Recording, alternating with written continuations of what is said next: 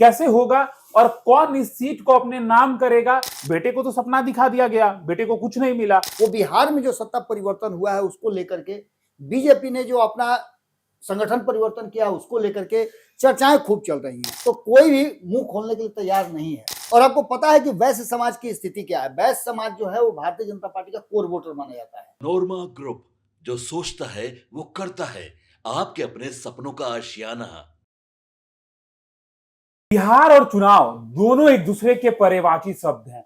बिहार में विधानसभा चुनाव समाप्त हुआ, राज्यसभा चुनाव समाप्त हुआ और उसके बाद आपने देखा कि जो विधान परिषद की एक सीट खाली थी उसके लिए भी चुनाव समाप्त हुआ और किसे जो है वो भाजपा ने मौका दिया ये भी आपने देख लिया। सबसे आगे उस सीट पर दावेदारी ठोक रहे थे दीपक कुशवाहा, यानी कि उपेंद्र कुशवाहा के बेटे, लेकिन वो सीट उनके नाम नहीं हुई। अब आप सोच रहे होंगे कि आखिर हमने क्यों कहा। बिहार और चुनाव एक दूसरे के पर्यायवाची हैं। बिहार की चुनाव की चर्चाएं बिहार तक ही नहीं बल्कि पूरे देश तक होती है, बिहार तक सीमित नहीं होती है। कभी कभी तो बिहार की चर्चाएं बिहार के बाहर और साथ साथ देश के बाहर भी होती है। लेकिन अब आप सोच रहे होंगे कि 2029 में लोकसभा का चुनाव है, लेकिन फिर भी हम चुनाव की चर्चा करने बैठे हैं। हम बताएंगे आपको कि किस चुनाव में, और भाजपा नहीं, साथ साथ जितने भी घटक दल हैं सभी अपने दावा जो है वो ठोक रहे हैं एक सीट पर। अब क्या होगा, कैसे होगा और कौन इस सीट को अपने नाम करेगा। क्या तेजस्वी यादव अपनी संख्या को बढ़ा लेंगे या फिर से एनडीए के खाते में एक सीट होगी। हमारे साथ बाबा मौजूद हैं, बहुत स्वागत है आपका। धन्यवाद। एक तरफ तो सबसे पहले सपना दिखा दिया गया, अब हो सकता है जनता के लिए ही सपना हो, दीपक प्रकाश और उनके पिता उपेंद्र कुशवाहा के पास कोई प्लान रहा होगा, लेकिन वो प्लान तो फिट नहीं बैठा। हाँ, जिस प्लान में उपेंद्र कुशवाहा ने खुद को फिट किया उसमें तो वो फिट हो गए, सीट उनको मिल गई, उपेंद्र कुशवाहा राज्यसभा के सांसद बन गए। लेकिन उनके बेटे का क्या? बेटे को तो सपना दिखा दिया गया, बेटे को कुछ नहीं मिला। हम आएंगे कि कहां चुनाव होना है, बीजेपी के पास जाएगा, तेजस्वी के पास जाएगा, ये सवाल हम आपसे पूछेंगे।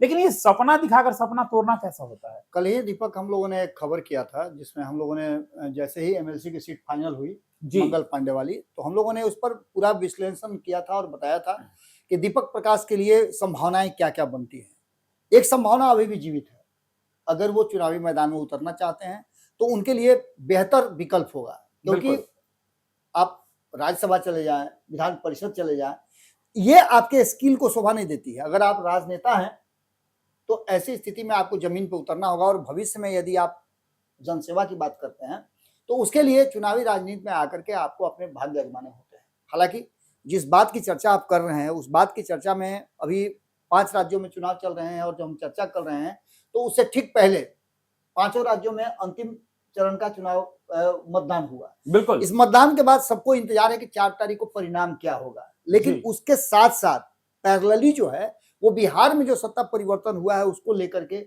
बीजेपी ने जो अपना संगठन परिवर्तन किया उसको लेकर के चर्चाएं खूब चल रही हैं।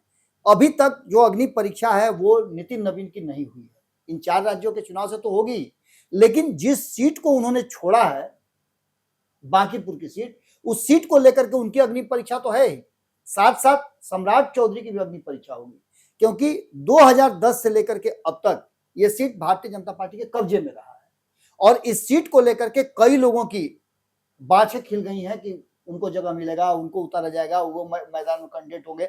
इतना ही नहीं, एनडीए गठबंधन की अगर बात हम करें, हम दोनों गठबंधन की बात करेंगे, एनडीए गठबंधन की बात करें तो यहाँ पर सभी की अपनी अपनी दावेदारी है। सारे दल अपने अपने हिसाब से दावा कर रहे हैं, सीट बीजेपी का है, लेकिन दावेदारी और लोगों की चल रही है। बांकीपुर उपचुनाव को लेकर के एक तरह समझिए कि जैसे ही 5 राज्यों के चुनाव का परिणाम आएगा उसके बाद से बांकीपुर का भी बिगुल बच जाएगा, क्योंकि आपको पता है कोई भी सीट 6 महीने से ज्यादा खाली नहीं रह सकती है। बिल्कुल, उससे पहले जो है वो वहां चुनाव करा लिए जाते हैं।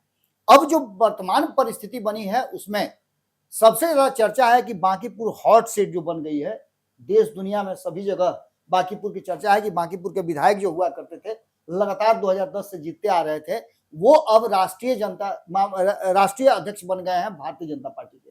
और आपको पता है कि दुनिया की सबसे बड़ी पार्टी है। बिल्कुल, उनके द्वारा छोड़ा गया सीट आखिर उसके लिए कौन सा उपयुक्त कैंडिडेट होगा, और इसकी पड़ताल छानबीन जब हम करने निकलते हैं तो कोई भी मुंह खोलने के लिए तैयार नहीं है। हाँ, एक बात जरूर कही जा रही है कि इस सीट पर जो कैंडिडेट होगा वो कहीं ना कहीं नितिन नवीन का कृपा पात्र होगा, नितिन नवीन की उस पर विशेष निगरानी होगी। या सबसे ज्यादा चर्चा इसमें चल रहा था संजय मयूख का, लेकिन संजय मयूख आखिर क्यों आना चाहेंगे बांकीपुर, आप समझिए बात। इनकी चर्चा तो 2025 में जब विधानसभा चल रहा था तब भी इनकी चर्चा चल रही थी कि इनको कुम्हरार से लड़ाया जाएगा, बिल्कुल पूरी तैयारी हो गई है। लेकिन वहां भारतीय जनता पार्टी ने एक बड़ा ट्विस्ट किया, आपको पता है कि वहां से किसी और जाति से उम्मीदवार उतार दिया।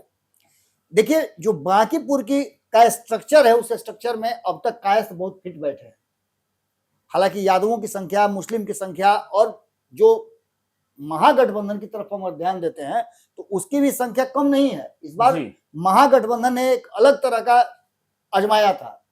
राष्ट्रीय जनता दल, जिसको हम बार बार कह रहे थे कि राष्ट्रीय जनता दल को चाहिए कि अपना कैंडिडेट बांकीपुर में उतारे, क्योंकि उसके मुफीद यहाँ का माहौल है, वो टक्कर दे सकती है। इस बार प्रयास किया, लेकिन कैंडिडेट चयन में उसने जो सेकंड नंबर पे है, जिस जाति की संख्या है जो डोमिनेट करती है इस क्षेत्र को, उसको उतारा, यानी वैश्य समाज को। और आपको पता है कि वैश्य समाज की स्थिति क्या है। वैश्य समाज जो है वो भारतीय जनता पार्टी का कोर वोटर माना जाता है। तो ऐसी स्थिति में अगर अपनी जाति का कैंडिडेट है भी और अगर वो किसी दूसरी पार्टी से है तो लोगों को लगता यह है कि नहीं, ज्यादा सेफेस्ट जो होगा वो भारतीय जनता पार्टी ही होगी, क्योंकि उसके कोर वोटर हैं। ये रेखा गुप्ता को मैदान में उतारा गया था और उसके अगेंस्ट में नितिन नवीन भारी बहुमत से जीत करके आए थे। हालांकि 2020 का चुनाव बहुत कड़ा था, जिसमें आपको पता होगा कि महागठबंधन ने बहुत अच्छा प्रयोग किया था। हम बात कर रहे थे संजय मयूख की। संजय मयूख राष्ट्रीय राजनीति में एक समझिए कि स्थापित नाम हो गए हैं। बिल्कुल अमित शाह के साथ दिखते हैं। बिल्कुल अमित शाह तो के साथ तो दिखते ही हैं। पूरे पार्टी के मीडिया इंचार्ज होने के नाते उनकी राष्ट्रीय जिम्मेवारी बहुत ज्यादा बढ़ गई है। और यही नहीं, अब तो नितिन नवीन के वहां जाने के बाद उनकी जिम्मेवारी और बढ़ गई है। तो मुझे जो लगता है कि नितिन नवीन उनको छोड़ेंगे नहीं, क्योंकि वो पहले से काम करते आ रहे हैं और जब तक 2029 नहीं आता है तब तक के लिए वो अपने साथ संजय मयूख को रखेंगे। तो ऐसी स्थिति में संजय मयूख का जो नाम चल रहा है वो एक तरह से समझिए तो उस नाम को सामने रखा जा रहा है सिर्फ, क्योंकि जो 2025 के चुनाव में, जैसा कि मैंने पहले बताया, कुम्हरार से उनका नाम रखा जा रहा था। लेकिन उसके अलावे एक शख्स का नाम और चल रहा है जी, ऋतुराज सिन्हा का। ऋतुराज सिन्हा को कहा जा रहा है कि वो राष्ट्रीय राजनीति से उनके राज्य की राजनीति में लाया जाएगा, लेकिन जैसा उनका काम है, उनके काम का स्ट्रक्चर है, ऐसा लगता नहीं है कि वो बिहार में विधायक बनना चाहेंगे, क्योंकि उनका जो कारोबार है वो पूरे देश दुनिया में फैला हुआ है। ऐसी स्थिति में वो बिहार से बंद करके रह नहीं सकते। आपको याद होगा कि जब सारे लोग बोल रहे थे कि नितिन नवीन बांकीपुर की सीट नहीं छोड़ेंगे, तो मैंने शुरू दिन ही कहा था, जिस दिन राज्यसभा जाने की बात की जा रही थी, और मैंने अध्यक्ष चुनने के बाद ही कहा था कि नितिन नवीन को राज्यसभा भेजा जाएगा, और ये हुआ भी। बिल्कुल मैंने ये भी कहा था कि जब वो राज्यसभा जाने के लिए तैयार होंगे, बांकीपुर के चाहे जितना भी दावा कर रहे हैं, वो विधायक नहीं रह पाएंगे। राष्ट्रीय राजनीति में अगर आप हैं तो आप विधायक नहीं रह सकते। दिल्ली की राजनीति करनी है तो दिल्ली में आपको बैठ करके रहना पड़ेगा, आपको ऑफिस में बैठना पड़ेगा, और बिहार की राजनीति से आपको मोहमाया भंग करना पड़ेगा। ऐसा ही कुछ नितिन नवीन के साथ हुआ। चर्चा में कई संभावित नाम हैं, पार्टी के राष्ट्रीय प्रवक्ता भी हैं और राष्ट्रीय मीडिया प्रभारी हैं। इनको लेकर के विधान परिषद में इनकी पृष्ठभूमि रही है और एक मजे हुए नेता के रूप में जाने जाते हैं, युवा भी हैं और इन पर भरोसा किया जा सकता है। लेकिन संजय मयूख का नाम ऑटोमेटिकली आउट हो जाता है। दूसरी तरफ ऋतुराज सिन्हा राष्ट्रीय राजनीति में इंटरेस्टेड हैं। आपने देखा होगा कि लोकसभा चुनाव लड़ने के लिए 2024 में वो काफी मेहनत कर रहे थे, लेकिन वहां नहीं लड़े। अब ऐसी स्थिति में यहाँ का जो जातीय समीकरण है उसमें कायस्थ और बनिया जो है वो डोमिनेट करते हैं पूरी तरह से। तो भारतीय जनता पार्टी के लिए जो सबसे ज्यादा बेहतर माहौल होगा उसमें किसी कायस्थ उम्मीदवार को उतारना, या फिर वहां आप एक और काम कर सकते हैं कि आप वैश्य उम्मीदवार उतार सकते हैं। तो भारतीय जनता पार्टी वैश्य उम्मीदवार को खोज रही है, लेकिन उसके पास ऑलरेडी कायस्थ उम्मीदवार उपलब्ध है, और कायस्थ उम्मीदवार का ही सीट रहा भी है। निश्चित रूप से एक कायस्थ को आपने अभी अभी हटाया है वहां से, कुम्हरार से। बिल्कुल। तो ऐसी स्थिति में एक तो जिनको हटाया गया उनके पुत्र का भी नाम चल रहा है, लेकिन आशीष सिन्हा का नाम थोड़ा कमजोर पड़ रहा है, उनकी दावेदारी थोड़ा कमजोर पड़ रही है। हालांकि उनके पिताजी ने सेक्रीफाइस किया है। एक तरफ आप देखे हुए हैं कि आपको पटना साहिब में भी सेक्रीफाइस किया था नंदकिशोर यादव ने, उनको तो राज्यपाल बना करके उनको दे दिया गया, उनको मैंने पारितोषिक, लेकिन अभी तक अरुण सिन्हा को नहीं मिला है। तो उनके बेटा आशीष सिन्हा के बारे में भी कहा जा रहा था कि वो चुनाव लड़ सकते हैं, लेकिन उनका भी जो दावेदारी है वो थोड़ा कमजोर पड़ रहा है। सबसे बड़ी दावेदारी जो है, कई लोग, मैंने तो यहां तक कि कई लोगों की बात की, सायन कुणाल का भी नाम चल रहा था। आप देखे होइएगा कि जब से सम्राट चौधरी मुख्यमंत्री बने हैं तब से उनके पीछे पीछे घूम रहे हैं, आसपास ही दिखते हैं। इससे पहले आपने देखा होगा कि उनके ससुर जो हैं अशोक चौधरी, वो नीतीश कुमार के इर्द गिर्द घुमा करते थे, उनके टीम का हिस्सा हुआ करते थे। अब सायन कुणाल कोशिश कर रहे हैं कि वो सम्राट चौधरी के आसपास रहे। तो एक उनका भी नाम चल रहा है कि पटना में चूंकि उनको रहना है, पटना की राजनीति वो करते हैं, तो कहीं ऐसा तो नहीं कि इस बार भूमिहार कैंडिडेट उतार करके एक नया प्रयोग किया जाए, क्योंकि भूमिहारों को भी खुश करना जरूरी है। बीएल सिन्हा के जगह पर एक नया भूमिहार तैयार भी करना है। लेकिन इसके साथ साथ आपको बता दें कि राजपूत उम्मीदवार की भी चर्चा खूब चल रही है। इसमें कई नाम सामने आ रहे हैं। यादवों की बात करें तो यादवों को खुश करने के लिए भी एक दाव खेला जा सकता है। अभिमन्यु यादव जी, रामजीवाल के बेटे जी, अभिमन्यु यादव के बारे में भी चल रहा है। लेकिन ये जितने भी दावे हैं वो कहीं ना कहीं कमजोर पड़ जा रहे हैं, क्योंकि 2025 में जो चुनावी रणनीति अपनाई गई थी और जिस तरह से आशीष सिन्हा को वहां से हटा करके और वैश्य समाज का उम्मीदवार उतारा गया था, तो काफी बवाल हुआ था। आपको याद होगा, आप तो रिपोर्टिंग उस समय कर रहे थे, हमारी पूरी टीम लगी हुई थी, और जो रिपोर्टिंग हो रही थी उसके आधार पर वहां इस बात को लेकर के नाराजगी थी कि कैश समाज को कहीं ना कहीं इस बार बेदखल किया गया है। बिल्कुल, इस बात को लेकर के कोई भी वहां नहीं जा रहा था। कैश समाज के जितने भी नेता जा रहे थे, चाहे रविशंकर प्रसाद की बात करें या फिर ऋतुराज सिन्हा की बात करें, ये जितने भी लोग जा रहे थे, नितिन नवीन इवेंट की जा रहे थे, तो सभी लोगों को वहां से भगा दिया जा रहा था। लेकिन एक शख्स ने बीड़ा उठाया था, रणवीर नंदन। बिल्कुल, रणवीर नंदन ने कुम्हरार में जाकर के और ये बात कही थी, मुझे पूरा याद है वो वाकया।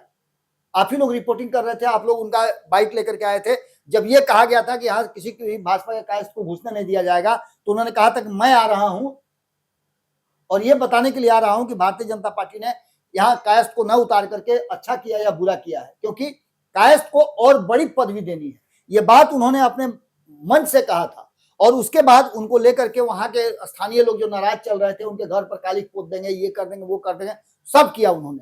लेकिन इसके बावजूद उन्होंने कहा कि जो लोग काली पोतना चाहते हैं वो जाके पोते, लेकिन मैं ये बात स्थापित करके रखूंगा कि मेरी पार्टी, क्योंकि देखिए आप, सबसे बड़ी बात है कि वो आरएसएस के कैडर रहे हैं, उनकी पहुंच बहुत दूर दूर तक। अभी भी रणवीर नंदन धार्मिक न्यास परिषद के अध्यक्ष हैं, और आपको पता है कि धार्मिक न्यास परिषद को एक लंबे समय से जो चला आ रहा था कवायद, उसको सारे चीजों को बदला है उन्होंने। आप देखिए कि विभिन्न ओकेजन पर कार्यक्रम आयोजित किए जाते हैं। धार्मिक न्यास बोर्ड का जो रूपरेखा है वो पूरी तरह से बदला हुआ नजर आ रहा है जी। इससे पहले भी जब वो एमएलसी थे तब भी उनका वही था, और उससे भी बड़ी बात यह है कि वो नीतीश कुमार के भी काफी करीबी हैं, सम्राट चौधरी के करीबी हैं, नितिन नवीन के करीबी हैं, और सबके साथ काम करने का उनको अनुभव, समीकरण में फिट बैठते हैं। दूसरी तरफ वो समीकरण में पूरी तरह फिट बैठते हैं, उस क्षेत्र से वो आते भी हैं। तो ऐसी स्थिति में कहीं ना कहीं ये जो नाम आ रहा है रणवीर नंदन का, ये काफी मजबूत नाम है, और उन पर पूरे पार्टी के साथ साथ नीतीश कुमार की भी नजर है। अगर नीतीश कुमार की बात की जाए तो जैसा कि मैं पहले बता रहा था आपको कि चुनाव की घोषणा से पहले ही कैंडिडेट फाइनल हो गया है, भाजपा की सीट और दावा इन्होंने ठोका है, तो नीतीश कुमार भी यहाँ दावा ठोक रहे हैं। नीतीश कुमार के पास भी कई कैंडिडेट हैं, हालांकि नीतीश कुमार ने अभी इस बात को लेकर के स्पष्ट नहीं किया है, और न ही जनता दल यूनाइटेड ने अपना दावा ठोका है। लेकिन छोटू सिंह का नाम इसमें आ रहा है, कमल नोफानी का नाम इसमें कई जगह आ रहा है। ये हो सकता है कि ये लोग अपना नाम चलवा भी रहे हो मीडिया के माध्यम से। इसके अलावा परिमल सिन्हा का नाम आ रहा है, वो भी शिक्षाविद हैं, उनका भी नाम चल रहा है। लेकिन इन सब के साथ साथ दोनों खेमे की बात करते हैं, भाजपा और नीतीश दोनों की सबसे बड़ी पसंद जो है अगर कोई है तो वो है रणवीर नंदन। दूसरी तरफ आप देख लीजिए तो कहीं ना कहीं लोक जनशक्ति पार्टी भी इस सीट पर अपनी दावेदारी ठोक सकती है। लेकिन ये सारी चीजें, दूसरी सबसे महत्वपूर्ण बात कि आप जो शुरू में बता रहे थे कि एमएलसी नहीं चुने गए दीपक प्रकाश उपेंद्र कुशवाहा के पुत्र, तो उनको भी हो सकता है कि भारतीय जनता पार्टी उधर न देकर के इधर लाए। लेकिन यहाँ कुशवाहा समाज का बहुत बड़ा जनाधार नहीं, फैक्टर नहीं है। अब इसमें सबसे बड़ी बात यह है कि ये जो सेक्टर्स हैं ये लगातार इस सीट पर सवर्ण, कायस्थ और लौकुश समीकरण मिल करके वोट करता रहा है, जिसके कारण यहाँ जो भी candidate Bharatiya Janata party NDA से उतरा है उसकी जीत हुई है, और यही कारण है कि लगातार वो जीत होती रही है। इस बार की लड़ाई थोड़ी कड़ी होगी, और इस लड़ाई में एक बात तो साफ साफ नजर आ रहा है कि कहीं ना कहीं बदली हुई परिस्थिति में भारतीय जनता पार्टी एक ऐसे उम्मीदवार को उतारना चाहेगी जो दोनों समीकरण में फिट बैठता हो और दोनों ही खेमे जदयू और भाजपा दोनों का सबसे ज्यादा महत्वपूर्ण हो। सामने से कौन आएगा ये देखना बड़ा दिलचस्प होगा, क्योंकि रेखा गुप्ता जो वैश्य समाज से आते हैं उनको उतार करके पछाड़ खा चुकी है महागठबंधन। अब वहां भी तेज प्रताप की भी इसमें उम्मीदवारी नजर आ रही है। जेजेडी कहा जाता है कि तेज प्रताप को भी उतारा जा सकता है। रीतलाल यादव का नाम एक बार फिर से आ रहा है कि रीतलाल यादव को उतारा जा सकता है, यादव समाज से आते हैं। ये सारे समीकरण चाहे विपक्ष के हों या पक्ष के हों, लेकिन सबसे ज्यादा जिस नाम की चर्चा है और जो सबका पसंदीदा है वो रणवीर नंदन है और स्वाभाविक कैंडिडेट की तरह उनको देखा जा रहा है। अब देखना दिलचस्प ये होगा कि नीतीश कुमार क्या फैसला करते हैं, क्योंकि फैसला दो ही लोगों को करना है, नीतीश कुमार और नितिन नवीन को। और अग्नि परीक्षा निश्चित रूप से नीतीश कुमार के हटने के बाद अब सम्राट चौधरी जो नए नए बिहार के सीएम बने हैं और पार्टी के राष्ट्रीय अध्यक्ष के रूप में ये अग्नि परीक्षा नितिन नवीन की भी होगी। इसीलिए ऐसा कैंडिडेट उतारना उनके लिए लाजमी होगा, जरूरी होगा, जो कैंडिडेट उनकी पुरानी लेगेसी जो है उसको बरकरार रखे और ये सीट भारतीय जनता पार्टी के कब्जे में रही है तो भारतीय जनता पार्टी के कब्जे में रहे। मजबूत कैंडिडेट की बात करें यदि आप, तो उसमें सबसे मजबूत कैंडिडेट में से जमीनी नेता है, लोगों से जुड़ाव है, वो रणवीर नंदन है, स्वाभाविक कैंडिडेट के रूप में देखा जाए तो है। अब आगे क्या पार्टी फैसला लेती है ये देखना दिलचस्प होगा। कई लोगों से मैंने पूछा है, उनका यही कहना है कि जो पार्टी का फैसला होगा, इस बार कोई दावेदारी नहीं है, उपचुनाव में जो कैंडिडेट उतारा जाएगा पार्टी की तरफ से हम सब मिलकर के गठबंधन के साथ ही उसका सपोर्ट करेंगे, कहीं कोई इसमें जीत नहीं है। तो चलिए आप क्या सोचते हैं कमेंट बॉक्स में जरूर बताइएगा। बांकीपुर विधानसभा से आपको क्या लगता है सबसे अप्रोप्रिएट कैंडिडेट कौन है? बाकी समीकरण के हिसाब से तो हमने आपको बता दिया, रणवीर नंदन सबसे फिट बैठते हैं, लेकिन क्या कुछ होगा देखना दिलचस्प होगा। फिलहाल इस खबर में इतना ही, बने रहिए भारत लाइव के साथ। धन्यवाद। आपके सपनों को हमने सजाया है, ई होम्स पैनोरामा को हमने बनाया है। ई होम्स मेरा एक सपना था जिसपे मैं पिछले 4 साल से काम कर रहा था। हमने जो बनाया है वो सबने है माना। ई होम्स पैनोरामा में हो आपका भी आशियाना। और फाइनली हमने 2021 में इस प्रोजेक्ट को लॉन्च किया। बहुत लोग अप्रिशिएट कर रहे हैं कि पूर्णिया जैसे शहर में, बिहार के, एक तो बिहार की बात करें उसमें भी पूर्णिया जैसे छोटे जगह में इस तरह का लाइफस्टाइल देना, ये सुन के हम लोगों को बहुत अच्छा लगता है। ई होम्स में हमने कुछ और भी किया है, जैसे हम जिस जगह में रह रहे हैं हमारे फैमिली सिक्योर हो, उनको सिक्योरिटी का ध्यान में रखा है। आपकी सुविधा और सुरक्षा आपके लिए खास है, ये आपका विश्वास है। इसमें आर्टिफिशियल इंटेलिजेंस का 7 लेयर सिक्योरिटी का हमने इस्तेमाल किया है। लस ग्रीन कैंपस को बनाया है, यदि हमारा बाउंड्री वाल है तो वो वर्टिकल गार्डन है। ये जितनी भी फैसिलिटी होता है एक इंटरनेशनल टाउनशिप में ई होम्स है, ये हम लोग विश्वास नहीं कर पा रहे हैं। जो भी हमारे मित्र दोस्त या जो भी हमारे बाहर के बाहर आते हैं तो हम लोग को बहुत अच्छा सुनने को मिलता है और बहुत अच्छा क्रेडिट मिल रहा है। वो सारा हमने सिर्फ एक बिल्डिंग नहीं बनाया, हमें एक बहुत अच्छा लाइफस्टाइल दिया ई होम्स में, और मेरा एक सपना था जिसको मैं आज फुलफिल होते हुए देख रहा हूँ। ये आपका आवास है।